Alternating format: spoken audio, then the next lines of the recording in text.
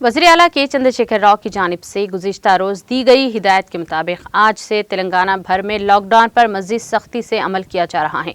Lockdown के passes रखने वाले इमरजेंसी मेडिकल ज़रूरत वालों की ही गाड़ियों को लॉकडाउन के दौरान जाने की इजाज़त दी जा रही है।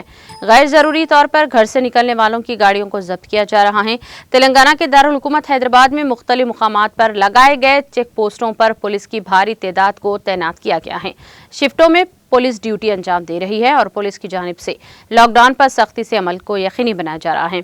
हैदराबाद में जगह जगह बैरिकेड्स लगाते हुए गाड़ियों की चेकिंग की जा रही है।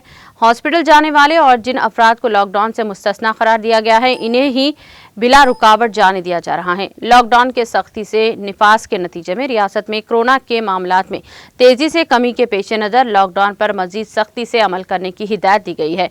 रियासत में कोरोना के बढ़ते हुए मामलात में इजाफे के पेश नज़र वज़ीर आला ने इस माह की 12 तारीख को लॉकडाउन का निफाज अमल में लाया था, ताहम इसमें अब इस माह की 30 तारीख तक तौसीह की है।